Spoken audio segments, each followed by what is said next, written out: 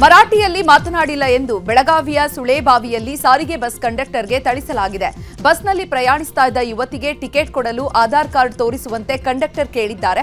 ಈ ವೇಳೆ ಯುವತಿ ಜೊತೆ ಇದ್ದ ಯುವಕ ಮರಾಠಿಯಲ್ಲಿ ಮಾತನಾಡುವಂತೆ ಕಂಡಕ್ಟರ್ಗೆ ಒತ್ತಾಯಿಸಿದ್ದ. ಬಳಿಕ ಮಾತಿನ ಚಕಮಕಿ ನಡೆಸಿ ಸ್ನೇಹಿತರನ್ನ ಕರೆಸಿ ಕಂಡಕ್ಟರ್ ಮೇಲೆ ಹಲ್ಲೆ ನಡೆಸಿದ್ದಾರೆ. ಕಂಡಕ್ಟರ್ ದೂರಿನನ್ವಯ 4 ಆರೋಪಿಗಳನ್ನು ಅರೆಸ್ಟ್ ಮಾಡಲಾಗಿದೆ.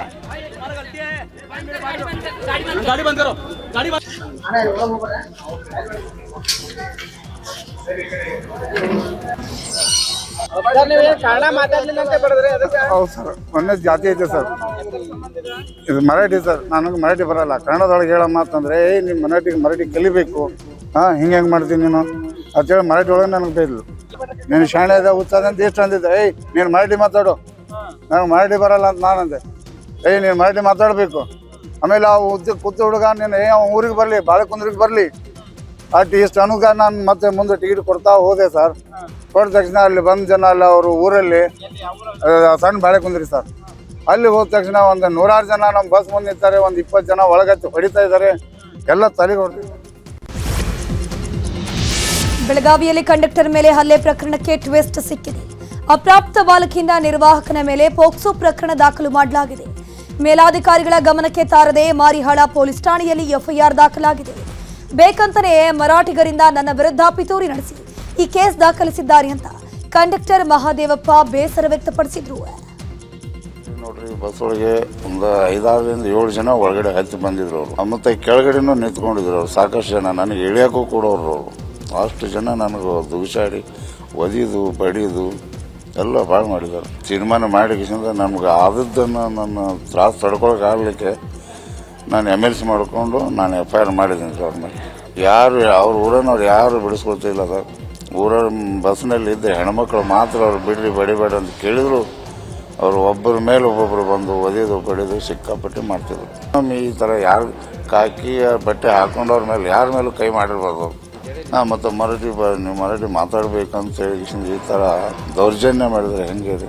ಅವ್ರು ಈಗ ಬರೀ 2-3 ಜನ ಅರೆಸ್ಟ್ ಮಾಡಿದ್ರೆ ಅವರು ಇನ್ನೂ ಉಳ್ಕೋದವ್ರನ್ನೂ ಅರೆಸ್ಟ್ ಮಾಡಬೇಕು ಅವರು ಪೊಲೀಸ್ ಡಿಪಾರ್ಟ್ಮೆಂಟ್. ಬೆಳಗಾವಿಯಲ್ಲಿ ಕಂಡಕ್ಟರ್ ಮೇಲಿನ ಹಲ್ಲೆಯನ್ನ ಖಂಡಿಸಿ ಇಂದು ಬಾಳೆಕುಂದ್ರಿ ಕ್ರಾಸ್ ಬಳಿ ಕರವೇ ಕಾರ್ಯಕರ್ತರು ಪ್ರತಿಭಟನೆ ನಡೆಸಿದರು. ಬೆಳಗಾವಿ ಬಾಗಲಕೋಟೆ ರಸ್ತೆ ತಡೆದು ಕಿತ್ತೂರು ಕರ್ನಾಟಕ ಸೇನೆ ಕರವೇ ಶಿವರಾಮೇಗೌಡ ಬಣ ಕಾರ್ಯಕರ್ತರು MES ಪ್ರತಿಕೃತಿ ದಹಿಸಿ ಘೋಷಣೆ ಕೂಗಿದ್ರು. ಮರಿಹಾಳ ಪೊಲೀಸ್ ಠಾಣೆಗೆ ಮುತ್ತಿಗೆ ಹಾಕಿದ್ರು. ಈ ವೇಳೆ ಮಹಾದೇವ, ತಳವಾರ, ವಾಜೀದ್ ಸೇರಿ 20ಕ್ಕೂ ಹೆಚ್ಚು ಮಂದಿಯನ್ನ ಪೊಲೀಸರು ವಶಕ್ಕೆ ಪಡೆದರು. ಬೆಳಗಾವಿಯ ಕಂಡಕ್ಟರ್ ಮೇಲಿನ ಹಲ್ಲೆಗೆ ಬೆಂಗಳೂರು ಹೊರವಲಯದ ಆನೇಕಲ್ನಲ್ಲಿಯೂ ಖಂಡನೆ ವ್ಯಕ್ತವಾಗಿದೆ. ಘಟನೆಯನ್ನ ಖಂಡಿಸಿದ ಕರವೇ ಶಿವರಾಮೇಗೌಡ ನೇತೃತ್ವದಲ್ಲಿ ಆನೇಕಲ್ ಪಟ್ಟಣದಲ್ಲಿ ಪ್ರತಿಭಟನೆ ನಡೆಸಿದರು. ಕೊಪ್ಪಳದಲ್ಲಿಯೂ ಪ್ರತಿಭಟನೆಯ ಕಾವು ಜೋರಾಗಿತ್ತು. ಮರಾಠಿ ಮಾತನಾಡಿಲ್ಲ ಅಂತ ಕಂಡಕ್ಟರ್ ಮೇಲೆ ಹಲ್ಲೆಯನ್ನ ಖಂಡಿಸಿದ ಕರವೇ ಶಿವರಾಮೇಗೌಡ ಬಣದ ಕಾರ್ಯಕರ್ತರು ಪ್ರತಿಭಟನೆ ನಡೆಸಿದರು.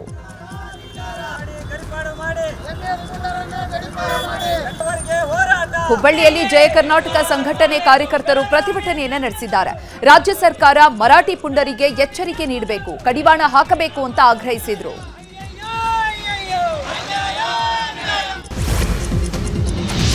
ಬೆಳಗಾವಿಯಲ್ಲಿ ಬಸ್ ಕಂಡಕ್ಟರ್ ಮೇಲೆ ಹಲ್ಲೆ ವಿಚಾರ ಮರಾಠಿಗರ ಬಂಧನಕ್ಕೆ MES ಪುಂಡರು ಖಂಡನೆಯನ್ನ ವ್ಯಕ್ತಪಡಿಸಿದ್ರು. ಕೊಲ್ಹಾಪುರದಲ್ಲಿ ಶಿವಸೇನೆಯಿಂದ ಇವತ್ತು ಕರ್ನಾಟಕ ಸಾರಿಗೆ ಬಸ್ ಅನ್ನು ತಡೆದು ಪ್ರತಿಭಟನೆ ಮಾಡಿದ್ರು. KSRTC ಬಸ್ಗೆ ಭಗವದ್ ಧ್ವಜ ಕಟ್ಟಿ ಉದ್ದಟತನ ಮೆರೆದ್ರು. ಸದ್ಯ ಕೊಲ್ಲಾಪುರಕ್ಕೆ ತೆರಳುವ ಬಸ್ ಸಂಚಾರವನ್ನು ಸ್ಥಗಿತಗೊಳಿಸಲಾಗಿದೆ. ಬೆಳಗಾವಿ ಜಿಲ್ಲೆಯ ನಿಪ್ಪಾಣಿ ಪಟ್ಟಣದವರೆಗೆ ಮಾತ್ರ ಬಸ್ ಸಂಚಾರ ವ್ಯವಸ್ಥೆಯನ್ನು ಕಲ್ಪಿಸಲಾಗಿದೆ. ಬೆಳಗಾವಿಯಲ್ಲಿ ಕಂಡಕ್ಟರ್ ಮೇಲಿನ ಹಲ್ಲೆ ಬಗ್ಗೆ ಸಚಿವ ರಾಮಲಿಂಗಾರೆಡ್ಡಿ ಖಂಡಿಸಿದ್ದಾರೆ. ಕರ್ನಾಟಕದಲ್ಲಿ ಇದ್ದವರು ಕನ್ನಡ ಮಾತನಾಡಲೇಬೇಕು. ಈ ರೀತಿ ಮಾತನಾಡಿದ್ದು ಸರಿಯಲ್ಲ. ಹಿಂದೆ ಮಹಾರಾಷ್ಟ್ರ ಏಕೀಕರಣ ಸಮಿತಿ ಬಹಳ ಗಲಾಟೆಯನ್ನ ಮಾಡೋರು. ಕನ್ನಡ ಬಾವುಟವನ್ನ ಹಾಕೋಕೂ ಕೂಡ ಬಿಡ್ತಿರ್ಲಿಲ್ಲ. ಪುಂಡಾಟಿಕೆಯನ್ನ ಮಾಡೋರನ್ನ ಗಡೀಪಾರು ಮಾಡಬೇಕು ಅಂತ ಸಚಿವ ರಾಮಲಿಂಗಾರೆಡ್ಡಿ ಆಗ್ರಹಿಸಿದ್ರು. ಇನ್ನು ಕಂಡಕ್ಟರ್ ಮಹಾದೇವ್ ವಿರುದ್ಧ ಪೋಕ್ಸೋ ಕೇಸ್ ಬಗ್ಗೆ ಮಾತನಾಡಿ ಅದು ಬೋಗಸ್ ಕೇಸ್ ಬಿಡಿ ಅಂದ್ರು. ಅಸ್ಪಷ್ಟತೆ ಇಲ್ಲಿ ಜಾಸ್ತಿ ಆಯ್ತವೆ. ಪೋಕ್ಸೋ ಕೇಸ್ ಬೋಗಸ್ ಬಿಡಿ, ಬೇಕಂತ ಕೊಟ್ಟಿರ್ತಾರೆ. ಅದು ಈ ಘಟನೆ ಆದ್ಮೇಲೆ ಏನೋ ಕೊಟ್ಟಿರ್ತಾರೆ ಅಷ್ಟೇ. ಬೇಕಂತ ಈ ಘಟನೆ ಆದ್ಮೇಲೆ ಕೊಟ್ಟರೆ ಮಹತ್ವ ಇಲ್ಲ ಅದಕ್ಕೆ. ಇಲ್ಲ ಮಾತಾಡ್ತೀನಿ, ಗೃಹ ಮಂತ್ರಿಗಳಿಗೆ ಹೇಳ್ತೀನಿ, ಆಮೇಲೆ ಅಲ್ಲಿ SP ಅವ್ರಿಗೂ ಮಾತಾಡ್ತೀನಿ. ಕಂಡಕ್ಟರ್ ಮೇಲಿನ ಹಲ್ಲೆಗೆ ರಾಜ್ಯಾದ್ಯಂತ ವಿರೋಧ ವ್ಯಕ್ತವಾಗ್ತಿದ್ರೆ ಸಚಿವ ಸತೀಶ್ ಜಾರಕಿಹೊಳಿ ಮಾತ್ರ ಕೂಲ್ ಆಗಿಯೇ ಉತ್ತರ ನೀಡಿದ್ದಾರೆ. ಪೊಲೀಸರು ಕೂಡ ತನಿಖೆ ನಡೆಸುತ್ತಿದ್ದಾರೆ, ಏನಾಗುತ್ತದೆ ಅಂತ ಕಾದು ನೋಡೋಣ ಅಂತ ಹೇಳಿದ್ರು. ನೋಡೋಣ, ಅದು ಈಗಾಗಲೇ ಅದ್ರ ಬಗ್ಗೆ ತನಿಖೆ ನಡೀತಾ ಇದೆ. ನೋಡೋಣ ಏನಾದ್ರು ಪೊಲೀಸರು ಡಿಸಿ ಅವ್ರು ಮಾಡ್ತಾರೆ, ನೋಡೋಣ ಕಾದು ನೋಡೋಣ. ಅದು ಈಗಾಗಲೇ ಅದ್ರ ಬಗ್ಗೆ ತನಿಖೆ ನಡೀತಾ ಇದೆ. ನೋಡೋಣ ಏನಾದ್ರು ಪೊಲೀಸರು ಡಿಸಿ ಅವ್ರು ಮಾಡ್ತಾರೆ, ನೋಡೋಣ ಕಾದು.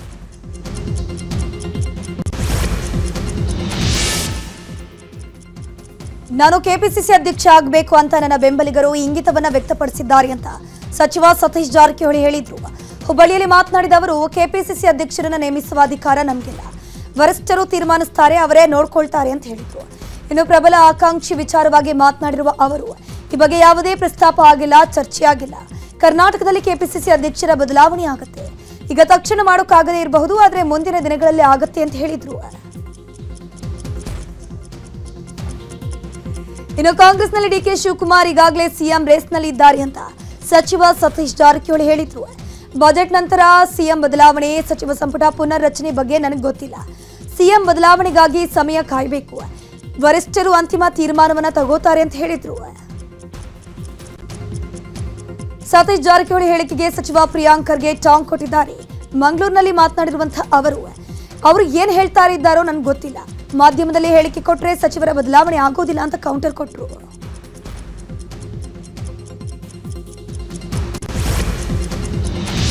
ಗ್ಯಾರಂಟಿಗಳ ವಿಚಾರವಾಗಿ ಕಾಂಗ್ರೆಸ್ ಸರ್ಕಾರದ ವಿರುದ್ಧ ಪರಿಷತ್ ವಿಪಕ್ಷ ನಾಯಕ ಛಲವಾದಿ ನಾರಾಯಣಸ್ವಾಮಿ ವಾಗ್ದಾಳಿ ನಡೆಸಿದ್ದಾರೆ. ಮಾರ್ಚ್ ಮೊದಲ ವಾರದಿಂದ ಬಜೆಟ್ ಅಧಿವೇಶನ ಆರಂಭ ಆಗ್ತಾ ಇದೆ. ಎಸ್ಸಿಪಿ, ಟಿಎಸ್ಪಿ ಹಣವನ್ನ ಸರ್ಕಾರ ನುಂಗಿದೆ, ಸರ್ವರಿಗೂ ಗ್ಯಾರಂಟಿ ಕೊಟ್ಟು ದಲಿತರ ಹಣವನ್ನ ನುಂಗಿದ್ದಾರೆ. ದಲಿತರಿಗೆ ಮೋಸ ಮಾಡಿದ್ರೆ ಕೋರ್ಟ್ ಮೆಟ್ಟಿಲೇರ್ತೇವೆ ಅಂತ ಎಚ್ಚರಿಕೆ ಕೊಟ್ಟಿದ್ದಾರೆ. ಇನ್ನು ಸೋಮವಾರ ಗ್ರೇಟರ್ ಬೆಂಗಳೂರು ವರಿಷ್ಠರನ್ನ ವರದಿಯನ್ನ ಸ್ಪೀಕರ್ಗೆ ಸಲ್ಲಿಸುವ ವಿಚಾರವಾಗಿಯೂ ಕೂಡ ಛಲವಾದಿ ನಾರಾಯಣಸ್ವಾಮಿ ಕಿಡಿಕಾರಿದ್ದಾರೆ. ಪ್ರಜಾಪ್ರಭುತ್ವಕ್ಕೆ ಚ್ಯುತಿ ತರುವ ಕೆಲಸ ಆಗ್ತಾ ಇದೆ. ಬ್ರ್ಯಾಂಡ್ ಬೆಂಗಳೂರು ಅಂತಿದ್ರು, ಈಗ ಯಾಕೆ ಗ್ರೇಟರ್ ಬೆಂಗಳೂರು ಅಂತಿದ್ದಾರೆ? ಗ್ರೇಟರ್ ಬೆಂಗಳೂರು ಮಾಡಿ ಕೆಂಪೇಗೌಡರು ಕಟ್ಟಿದಂತಹ ಬೆಂಗಳೂರನ್ನ ಛಿದ್ರಗೊಳಿಸೋಕೆ ಹೊರಟಿದ್ದೀರಾ ಅಂತ ವಾಗ್ದಾಳಿ ನಡೆಸಿದ್ರು. ಗ್ಯಾರಂಟಿಗಳಿಂದ ಕಾಂಗ್ರೆಸ್ ಸರ್ಕಾರ ರಾಜ್ಯವನ್ನ ಅಧೋಗತಿಗೆ ತರೋದು 100% ಸತ್ಯ ಅಂತ ಮಾಜಿ ಶಾಸಕ ಕುಮಾರ್ ಬಂಗಾರಪ್ಪ ಹೇಳಿದ್ದಾರೆ.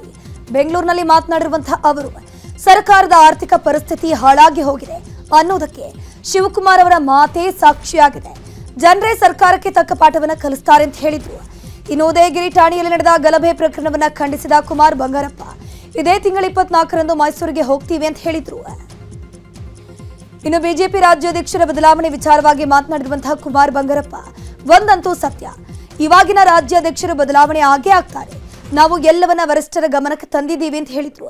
ವರಿಷ್ಠರು ಕೂಡ ಸೂಕ್ತ ತೀರ್ಮಾನ ಮಾಡ್ತಾರೆ ಅಂತ ಹೇಳಿದ್ರು.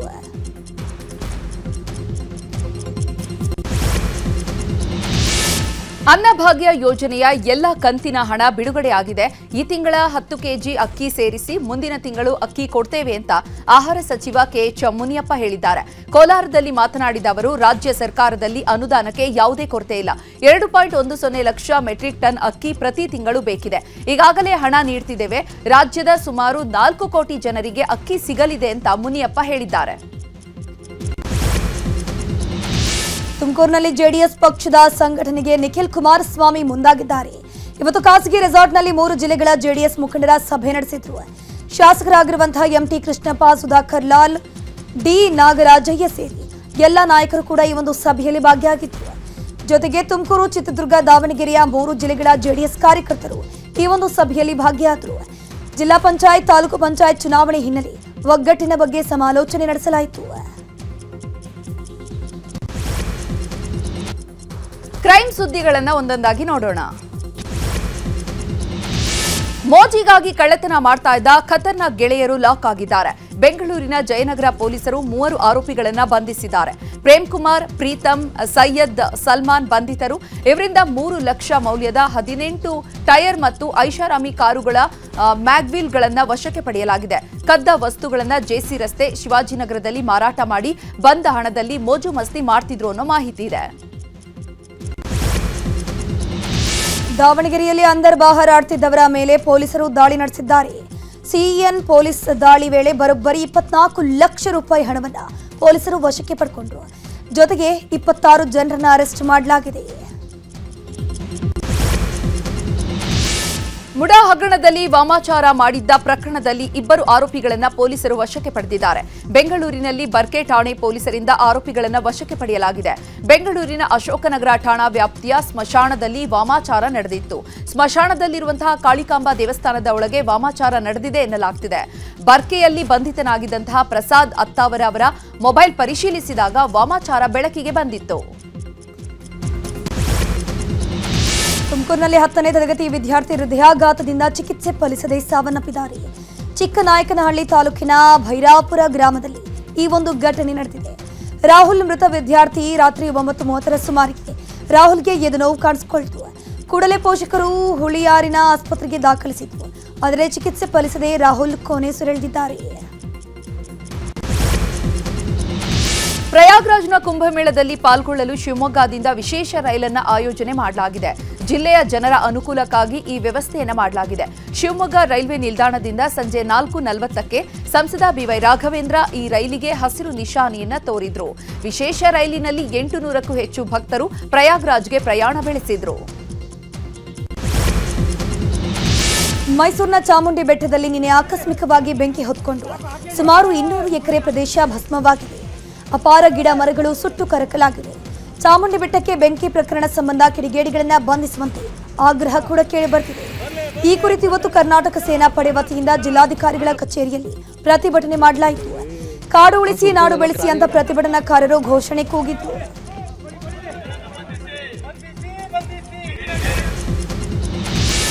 ರೈತರ ಜಮೀನಿನಲ್ಲಿ ಅಳವಡಿಸಿದ್ದ ಖಾಸಗಿ ಕಂಪನಿಯ ವಿಂಡ್ ಫ್ಯಾನ್ ಹೊತ್ತಿ ಉರಿದಿದೆ. ಬಳ್ಳಾರಿ ಜಿಲ್ಲೆ ಸಂಡೂರು ತಾಲೂಕಿನ ಹಿರಾಳ್ ಗ್ರಾಮದಲ್ಲಿ ಈ ಘಟನೆ ನಡೆದಿದೆ. ತಾಂತ್ರಿಕ ದೋಷದಿಂದಾಗಿ ಬೆಂಕಿ ಕಾಣಿಸಿಕೊಂಡು ವಿಂಡ್ ಫ್ಯಾನ್ ಹೊತ್ತಿ ಉರಿದಿರುವಂತದ್ದು. ದಟ್ಟ ಹೊಗೆ ಕಂಡು ಗ್ರಾಮದ ಜನ ಬೆಚ್ಚಿ ಬಿದ್ದಿದ್ದಾರೆ. ಕೋಲಾರ ಜಿಲ್ಲೆಯ ಮಾಲೂರು ನಗರದಲ್ಲಿ ವಿದೇಶಿ ಪ್ರಭೇದದ ಗೂಬೆಯೊಂದು ಪತ್ತೆಯಾಗಿದೆ. ನಗರದ ಕುಂಬಾರಪಾಳ್ಯದ ಲಕ್ಷ್ಮೀನಾರಾಯಣ ಅನ್ನೋರ ಮನೆಯ ಬಳಿ ಮರದ ಮೇಲೆ ಗೂಬೆ ಕೂತಿತ್ತು. ಈ ಬಗ್ಗೆ ಅರಣ್ಯಾಧಿಕಾರಿಗಳಿಗೆ ಕಾಂಗ್ರೆಸ್ ಮುಖಂಡ ಲಕ್ಷ್ಮೀನಾರಾಯಣ್ ಮಾಹಿತಿ ಕೊಟ್ಟಿದ್ರು. ಸ್ಥಳಕ್ಕೆ ಬಂದ ಅರಣ್ಯ ಸಿಬ್ಬಂದಿ ಗೂಬೆಯನ್ನ ರಕ್ಷಣೆ ಮಾಡಿದ್ರು. ಬನ್ನೇರುಘಟ್ಟ ರಾಷ್ಟ್ರೀಯ ಉದ್ಯಾನವನಕ್ಕೆ ಗೂಬೆಯನ್ನ ಬಿಡುವುದಾಗಿ ಅರಣ್ಯಾಧಿಕಾರಿಗಳು ತಿಳಿಸಿದ್ರು.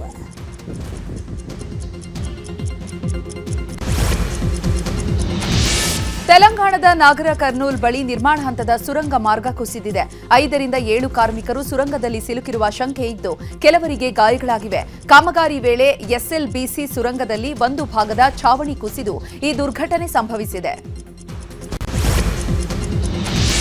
ಕೇಂದ್ರ ಸಚಿವ ಮತ್ತು ಬಿಜೆಪಿ ರಾಷ್ಟ್ರೀಯ ಅಧ್ಯಕ್ಷರಾಗಿರುವ ಜೆಪಿ ನಡ್ಡಾರವರು ಕುಟುಂಬ ಸಹಿತ ಕುಂಭಮೇಳಕ್ಕೆ ತೆರಳಿದ್ದು ಪುಣ್ಯ ಸ್ನಾನವನ್ನು ಮಾಡಿದ್ರು. ಬಳಿಕ ತ್ರಿವೇಣಿ ಸಂಗಮದಲ್ಲಿ ಜೆಪಿ ನಡ್ಡಾ ದಂಪತಿ ಗಂಗಾರತಿ ಬೆಳಗಿದ್ರು.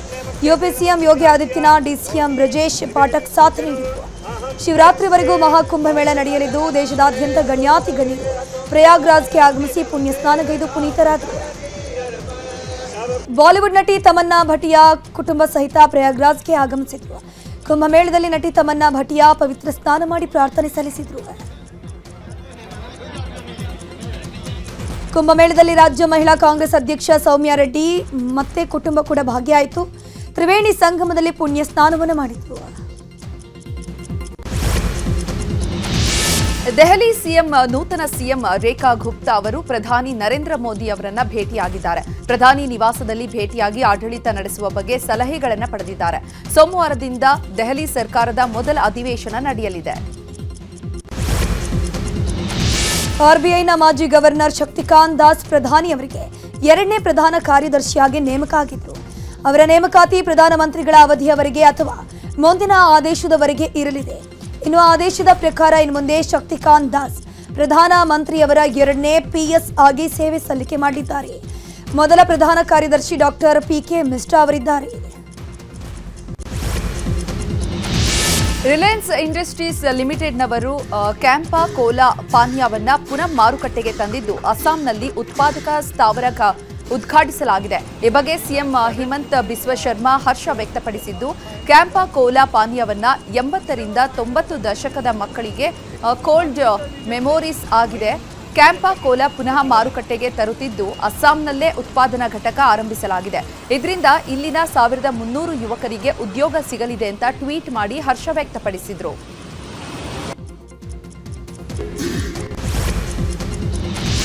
ಈಗ ವಿದೇಶಿ ಸುದ್ದಿಗಳು. ಭಾರತೀಯ ಮೂಲದ ಬ್ರಿಟಿಷ್ ಲೇಖನ ಸಲ್ಮಾನ್ ರಶ್ದಿ ಅವರಿಗೆ ಚಾಕು ಇರಿತ ಪ್ರಕರಣದಲ್ಲಿ ಆರೋಪಿ ಹಾದಿ ಮಟರ್ ದೋಷಿ ಅಂತ ನ್ಯೂಯಾರ್ಕ್ ನ್ಯಾಯಾಲಯ ತೀರ್ಪನ್ನು ಪ್ರಕಟಿಸಿದೆ. ಅಪರಾಧಿ ಮಟರ್ಗೆ ಏಪ್ರಿಲ್ 23ರಂದು ನ್ಯಾಯಾಲಯ ಶಿಕ್ಷೆ ಪ್ರಮಾಣವನ್ನು ಪ್ರಕಟಿಸಲಿದೆ. 32 ವರ್ಷಗಳವರೆಗೂ ಜೈಲು ಶಿಕ್ಷೆ ವಿಧಿಸಬಹುದು ಎನ್ನಲಾಗ್ತಿದೆ. 2022 ಆಗಸ್ಟ್ 12ರಂದು ನ್ಯೂಯಾರ್ಕ್ನ ಪಟ್ಕೋವಾ ಎಂಬಲ್ಲಿ ಸಲ್ಮಾನ್ ರಶ್ದಿ ಮೇಲೆ ದಾಳಿಯಾಗಿತ್ತು. ಕೊರೋನಾ ಮಾದರಿಯ ಮತ್ತೊಂದು ವೈರಸ್ ಚೀನಾದಲ್ಲಿ ಪತ್ತೆಯಾಗಿದೆ. ಹೊಸ ಬಗೆಯ ವೈರಸ್ ಬಾವಲಿಯ ಮೂಲಕ ಮನುಷ್ಯರ ದೇಹ ಪ್ರವೇಶಿಸಲಿದೆ ಅಂತ ಚೀನಿ ಸಂಶೋಧಕರು ಹೇಳಿದ್ದಾರೆ. ಈ ವೈರಸ್ಗೆ HKU5CoV2 ಎಂದು ನಾಮಕರಣ ಮಾಡಲಾಗಿದೆ. ಅಪಾಯಕಾರಿ ವೈರಸ್ ಇದಾಗಿದ್ದು ಮಾನವನ ಜೀವಕೋಶದ ಪ್ರೋಟೀನ್ಗಳನ್ನು ಹಾನಿ ಮಾಡುತ್ತದೆಯಂತೆ. ಕದನ ವಿರಾಮ ಒಪ್ಪಂದದ ಭಾಗವಾಗಿ ಹಮಾಸ್ ಬಂಡುಕೋರರು 3 ಇಸ್ರೇಲ್ ಒತ್ತೆಯಾಳುಗಳನ್ನು ರೆಡ್ ಕ್ರಾಸ್ಗೆ ಹಸ್ತಾಂತರಿಸಿದ್ರು. 20 ವರ್ಷದ ಓಮರ್ ವೆಂಕಟ್, ಓಮರ್ ಶೇಕ್ಟೋ ಹಾಗೆಯೇ ಗೆಲಿಯಾ ಕೊಹೆನ್ರನ್ನ ಹಮಾಸ್ ಹಸ್ತಾಂತರಿಸಿದೆ. ಇನ್ನು ನುಸೈರಾತ್ನಲ್ಲಿ ನೂರಾರು ಪ್ಯಾಲೆಸ್ತೇನಿಯರ ಮುಂಭಾಗ ವೇದಿಕೆಯ ಮೇಲೆ ಮುಖವಾಡವನ್ನು ಧರಿಸಿದ ಶಸ್ತ್ರಸಜ್ಜಿತ ಹಮಾಸ್ ಬಂಡುಕೋರರು 3 ಇಸ್ರೇಲಿ ಒತ್ತೆಯಾಳುಗಳನ್ನು ಬಿಡುಗಡೆ ಮಾಡಿದ್ರು. ಇದೇ ವೇಳೆ ಶಾಶ್ವತ ಕದನ ವಿರಾಮಕ್ಕೆ ಸಿದ್ಧ ಅಂತ ಹಮಾಸ್ ಹೇಳಿಕೊಂಡಿದೆ. ನಾಳೆ ದುಬೈನಲ್ಲಿ ಭಾರತ ಪಾಕ್ ನಡುವೆ ಹೈ ವೋಲ್ಟೇಜ್ ಪಂದ್ಯ ನಡೆಯಲಿದೆ. ಚಾಂಪಿಯನ್ಸ್ ಟ್ರೋಫಿ ಕ್ರಿಕೆಟ್ ಪಂದ್ಯ ವೀಕ್ಷಣೆ ಮಾಡೋಕೆ ಅಭಿಮಾನಿಗಳು ಕಾತುರದಲ್ಲಿದ್ದಾರೆ. ಭಾರತ ಕ್ರಿಕೆಟ್ ತಂಡದ ಮಾಜಿ ನಾಯಕ ಸೌರವ್ ಗಂಗೂಲಿ ನಾಳೆಯ ಪಂದ್ಯದ ಬಗ್ಗೆ ಮಾತನಾಡಿದ್ರು. ಪಾಕಿಸ್ತಾನಕ್ಕಿಂತ ಭಾರತ ತಂಡ ಬಲಿಷ್ಠವಾಗಿದೆ, ಕೊಹ್ಲಿ ಅಮೋಘ ಪ್ರದರ್ಶನ ನೀಡಲಿದ್ದಾರೆ ಅಂತ ವಿಶ್ವಾಸ ವ್ಯಕ್ತಪಡಿಸಿದ್ರು.